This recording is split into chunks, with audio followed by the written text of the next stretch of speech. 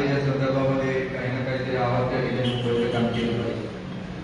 म्हणून माझ्या समेत आमचे सहकारी शंकरराव टिंगरे मला रोज त्या ठिकाणी म्हणायचे की आपण कांद्याच्या संदर्भामध्ये काहीतरी आवाज त्या ठिकाणी उठवला पाहिजे, आंदोलन केलं पाहिजे. मी त्यांना सांगितलं की आज असे काहीतरी झालं का सरकारचे प्रतिनिधी लगेच म्हणतात की आमच्यामुळे झालं, हा विकास आम्ही केला. मधल्या काळामध्ये पाण्याचा देखील असा प्रश्न निर्माण झाला होता.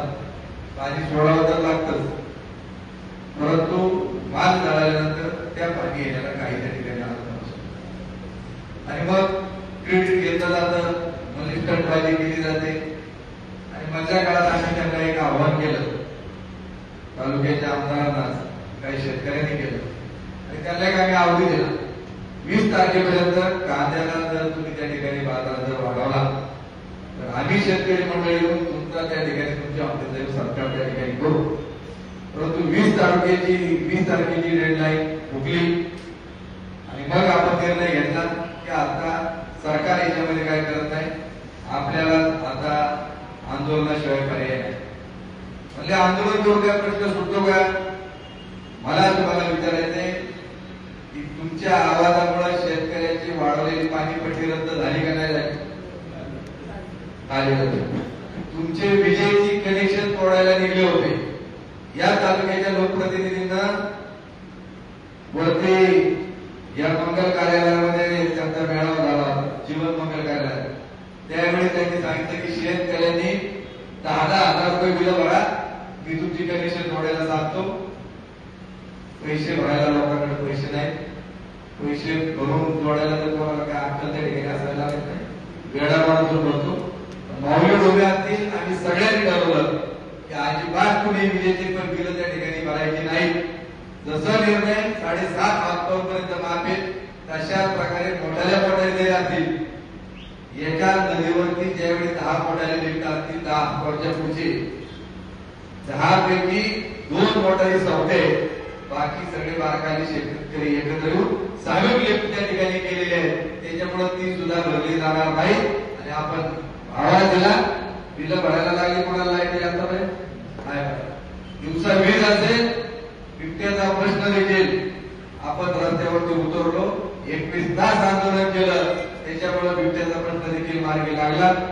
आपण म्हणजे स्वाभिमानाने आपण सांगत नाही, परंतु आपण आंदोलन केलं ऑक्टोबर महिन्यामध्ये. तेव्हापासून बिबट्यावरती जी पकडण्याची कार्यवाही सुरू झाली, बिबटे जे पकडून न सोडण्याचा निर्णय झाला. काही प्राणी संग्रहालयात गेले आणि काही बिबट्यांना इथं बिबट्या निवारण केंद्र मायंगोला ठेवण्यात आलं. तेव्हापासून आपल्या या परिसरामध्ये माऊली गेले 7 महिन्यामध्ये आजपर्यंत कोणावरती मोठा प्राणघातक हल्ला झालेला आपल्या त्या ठिकाणी निदर्शनात आला नाही. बिबटे पार गेलेत असं म्हणणार नाही, परंतु काही प्रमाणामध्ये त्याला आपल्या आंदोलनामुळे यश आलं आणि म्हणून कांद्याचा प्रश्न आता हा निघाली सरकारच्या निघत नाही. म्हणून आपण हा कांद्याच्या संदर्भामध्ये आंदोलन करण्याचा निर्णय आपण त्या ठिकाणी घेतलेला आहे.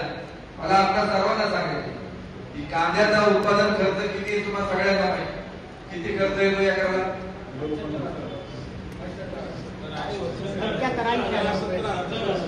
जसं आता मी काय तुम्हाला सांगत नाही, त्या ठिकाणी 70,000च्या आतमध्ये 70,000च्या दरम्यान ठिकाणी एक कांद्याचं उत्पादन करत आहे. आज मजुरीचे काय रेट आहे? कांदा काय किती?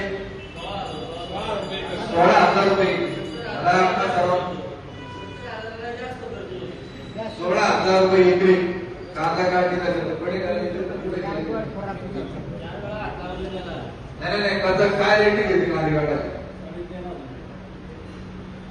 13.5 पासून तापमान जसं वाढलं, मी तुम्हाला सांगतो की आताच्या परिस्थितीमध्ये टेम्परेचर आपल्याकडे देखील 41-42 डिग्रीवर गेलो. चंद्रपूरच्या परिसरामध्ये आपण 47 वर गेले. उद्याच्या काळामध्ये तापमान हे वाढतच राहणार आहे आणि म्हणून मजुरी भागवता हे काही सोपा विषय त्या ठिकाणी राहिला नाही. मला आकडेवारी तुमच्या सर्वांच्या समोर त्या ठिकाणी सांगायचो. शेतकऱ्याचं आपल्या असं आहे, थोडाफार झटका एवढ्या उड्या मारतो एवढ्या उड्या मारतो आणि सांगतो की माझं एवढं झालं तेवढं झालं, कांद्याशिवाय पर्याय नाही, आमच्या माल केल्याशिवाय. बागायला तुम्ही ऐका, गेले 3.5 वर्षाची मी तुम्हाला आपल्या मार्केट कमिटीमध्ये जो शेतकऱ्याचा कांदा आला विकला गेला तुमच्या पदरात काय पडलं नेमकं, कुठली गोष्ट गणित केल्याशिवाय तुम्हाला कळत नाही. नाहीतर आपलं मोगात छाती वाढवायचा आता बंद करून टाका. नाहीतर जसं विदर्भ मराठवाड्यामध्ये लोक अडचणीत आले, नाशिकच्या दिल्लीत एका शेतकऱ्यांनी परवाच्या दिवशी आत्महत्या केली कांदा उत्पादकांनी. आकडे नीट ऐका, 2023 मध्ये आपल्या मंचर मार्केट कमिटीमध्ये 29,84,000 पिशवी कांद्याची विकली गेली 2023 सालामध्ये. आणि त्याच्यामधून एकूण कांद्याची विक्रीची रक्कम आहे 193,84,69,69,798 रुपये. सरासरी एका पिशवीचे शेतकऱ्याच्या हातात गेलेले 650 रुपये. 52 किलो सरासरी वजन करू किती भरतं?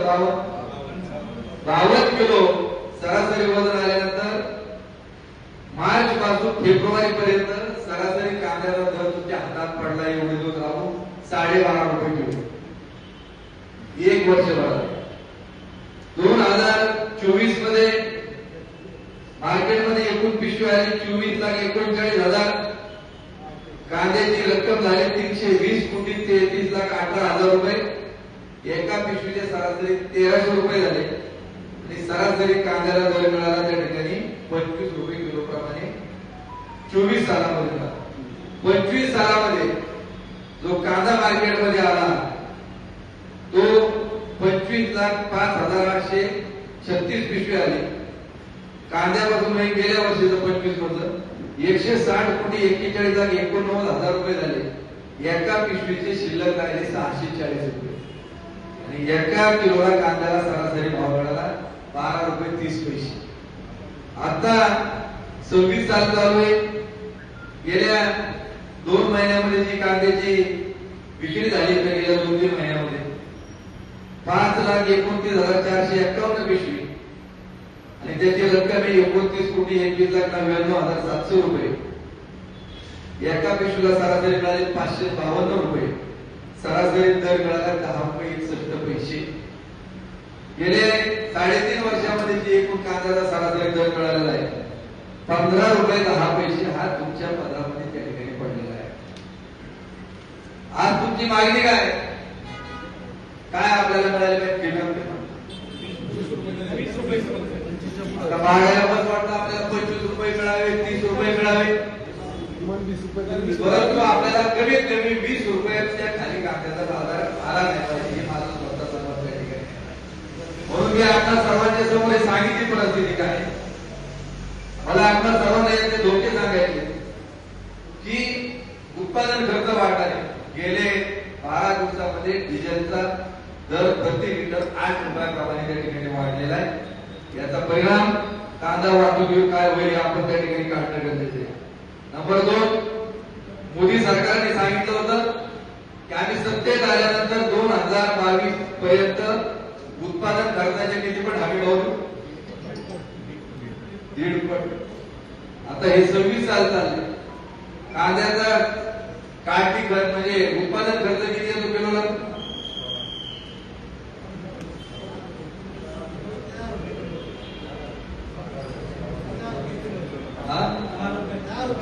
बघा मी तुम्हाला सांगतो, मी आता यांना कांदा लावत नाही. माझ्याकडे जेवढ्या वाकडी त्याच्यामध्ये मी कांदा मार्केटमध्ये विकत आणून टाकला. मला तो मार्केटमधून कांदा विकत घेऊन वाकडी घेऊन 12 रुपये किलो घेऊन पडलाय. आता तुम्हाला उत्पादनाचा खर्च किती आला? आता घेणाऱ्याला परवडला का पिकावाल्याला परवडला? मला परवड घ्यायला. आज तुमचा प्रत्येकाचा उत्पादन खर्च हा सरासरी तुम्ही स्वतः राहता, तुमचा रोज तुम्ही धरत नाही. मजुराची काय मजुरी आहे?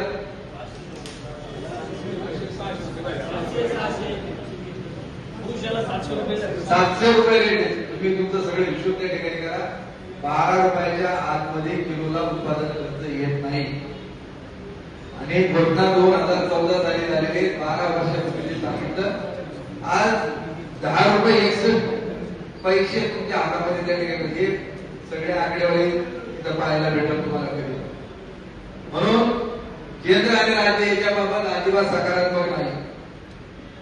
जर कुठलाही प्रश्न त्या ठिकाणी जर सोडवायचा असेल सरकार आता फक्त घाबरते आंदोलनाला, रस्त्यावर उतरल्यावर तर घाबरलं, पण मध्ये काही तरुणांनी कॉक्रोच जनता पार्टी काढली. काय नाव त्या तुमच्या ठिकाणी?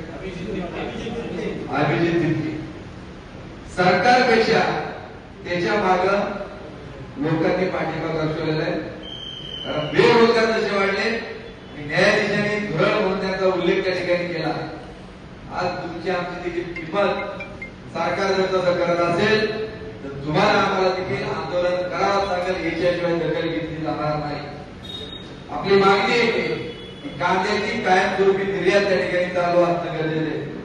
अवकाळी अनेक वेळा होतो, आपण म्हणतो सरकारला दोष देतो, सरकारने मदत करावी आपली ममत, परंतु निसर्गामुळे झालं. विजेचा शॉक लागला, मानव निर्मिती अधिकाऱ्यांची चुके, एमएससीबीच्या कर्मचाऱ्यांची चुके म्हणून, परंतु वीज जर कोसळली आपण वरच्याला दोष देतो. आमचं म्हणणं आहे की सरकारने निर्यातीच्या बाबत अजिबात हस्तक्षेप करता कामा नये. ती निर्यात काय स्वरूपी चालू राहिली पाहिजे. धर्म सोयीमध्ये आमच्या त्या ठिकाणी काही होईल, परंतु तुम्ही त्याच्यामध्ये हस्तक्षेप करता कामा नये, हे देखील आपली मागणी त्याच्यामध्ये राहील. ज्या पद्धतीने साखरेला 32 रुपये 50 पैसे हमी भाव दिला, उसाला हमी भाव दिला, याचं कारण सरकार देखील पूर्वीच्या काळामध्ये आता जे सरकार आहे हे साखर कारखानदारीच्या बाबत सकारात्मक नव्हतं. पण ज्यावेळी सर्वे आला त्यांच्या ध्यानात आलं देशामध्ये साऊथकडून सुरुवात केली, कर्नाटक असेल, तामिळनाडू असेल, महाराष्ट्र असेल, गुजरात असेल, राजस्थान असेल, मध्य प्रदेश असेल, बिहार आणि उत्तर प्रदेश या राज्यांमध्ये ऊसाचं क्षेत्र मोठ्या प्रमाणावर आहे. ऊस उत्पादक शेतकऱ्याला जर चांगले निर्णय घेतले नाही तर आपण सत्तेमध्ये येऊ शकत नाही. म्हणून त्यांनी काही निर्णय साखर कारखानदारीच्या बाबत सकारात्मक त्या ठिकाणी घेतले. म्हणून आज ऊसाला बऱ्यापैकी त्या ठिकाणी आपल्याला भाव त्या ठिकाणी मिळतो. म्हणून आपली मागणी एक आहे की खाण्यामध्ये साखर ज्यादा लागते का कांदा ज्यादा लागतो? ज्या पद्धतीने साखर दवाखान्यात केंद्रावरती दबाव आणला, रस्त्यावर उतरत राहिले सारखे, उद्याच्या काळखंडामध्ये आपण कांदा उत्पादक कमी प्रमाणामध्ये आहोत. उद्याच्या काळामध्ये आपण ज्यावेळी संघर्ष करू त्यावेळी एक नाही दिवस आपल्याला देखील न्याय मिळाल्याशिवाय राहणार नाही. यासाठी आपल्याला लढायचे. आज आपल्याला आंदोलनाची दिशा ठरवायची, काय करायचं काय नाही. माझं स्वतःचं मत अशा प्रकारचं आहे की आजपासूनच आपण त्याला सुरुवात करू. नाशिक मध्ये अनेक वेळा ज्यावेळी लिलाव असतात त्यावेळी सगळे शेतकरी एकत्र येत असतात. चालू लिलाव बंद पाडण्याचं काम त्या ठिकाणी करतात. आज आम्हाला हा दर मान्य त्या ठिकाणी नाही आणि आम्ही कांद्याचे लिलाव होऊन देणार त्या ठिकाणी नाही. कांदा हा काही एक दिवस वगैरे 6-6 महिने 5-5 महिने पडून राहतो. मार्केटमध्ये पडून राहायला 2 दिवस काय फरक त्या ठिकाणी पडत नाही. कारण कांद्याला जर वाढला तर व्यापाऱ्याला देखील आडत मध्ये कमिशन त्या ठिकाणी खरेदीवर जरा मिळतं. याचंही भलं होतं. मार्केट कमिटीला ₹1.05 उत्पन्न त्या ठिकाणी मिळतं. म्हणून आपण अशा पद्धतीने संघर्ष केला तर शेतकऱ्याचं भलं होईल, व्यापाऱ्याला 2 पैसे मिळतील, मार्केटला देखील त्या ठिकाणी उत्पन्न मिळेल.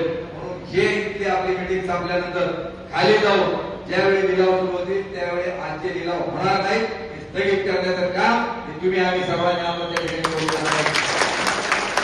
तुम्ही घाबरू नका, काही होत नाही. बिबट्याच्या केसेस झाल्या काय फरक त्या ठिकाणी पडत नाही. आम्ही त्या ठिकाणी लढायला समोर कोणता वकील येत नव्हता काय नव्हता. मी आमचा एक सचिन निकम आमचा भाऊ त्याला मी सांगितलं बिबट्याच्या केस करता जो तुझ्याकडे येईल कोण देईल न देईल सगळ्या बिबट्याच्या केसेस तू त्या ठिकाणी लढवायच्या. तुझ्या कांद्याच्या जेवढ्या केसेस गुन्हे दाखल होतील त्या देखील आपण लढण्याची जबाबदारी त्या ठिकाणी घेऊ. तुम्ही अजिबात चिंता करायचं कारण त्या ठिकाणी नाही.